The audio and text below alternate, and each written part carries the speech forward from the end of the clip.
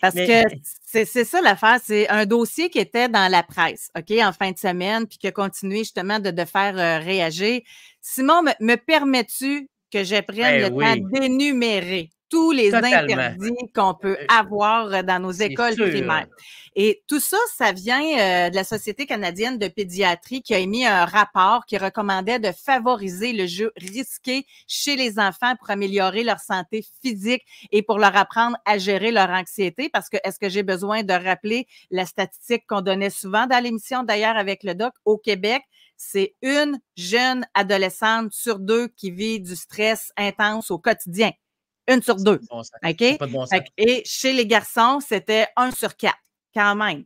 Fait que donc, et on dit, tu sais, on en a parlé ensemble déjà aussi, comme quoi que l'école est comme plus faite pour les garçons. Tu sais, c'est comme plus difficile. Ben, voici, entre autres, selon moi, là, une des raisons. Parce que là, on s'est rendu compte qu'il y avait plein de règles, là. Lancer de la neige illégale dans la majorité des établissements scolaires primaires du Québec. On parle les batailles de boules de neige, pas le droit, roi de la montagne, descendre ou monter plus d'une marche à la fois dans les escaliers, s'accrocher au bord de ballons coup de poing, là, jouer à la guerre. Tu sais, je le dis, puis j'en reviens pas. Jouer dans les flaques d'eau, c'est interdit. Jouer à se chamailler, se tenir debout sur une plaque de glace. Pire encore, glisser sur les plaques de glace pour se faire glisser là, avec ses pieds. Pas le droit de botter un ballon ailleurs que dans un terrain de soccer. OK? Là, on donne d'autres exemples. OK? Là, je vais le dire, parce que ça n'a pas de bon sens. J'aime ça, okay? Je t'écoute. OK? À l'école Carrousel de Sainte-Brigitte-des-Sceaux, pas le droit de transporter un autre élève sur son dos. Pas le droit de chasser les insectes. Pas le droit de jouer avec les glands des arbres. Faire balancer une balançoire vide, pas le droit. Sauter en se balançant, tourner sur soi-même, se placer à cheval sur une balançoire. Non, mais ça n'a pas de bon sens.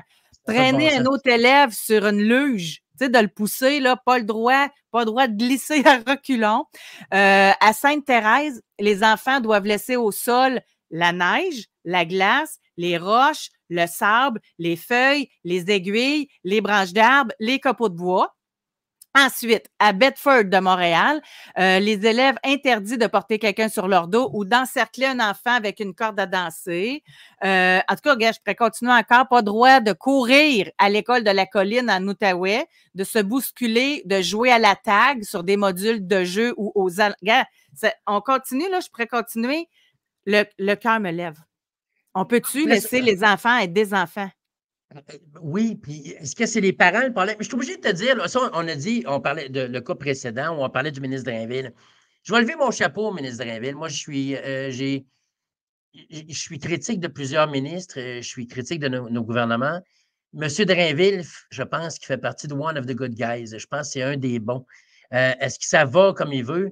Hey, il se bat avec les syndicats, il se bat avec les règles, avec mais j'ai l'impression qu'il est totalement investi.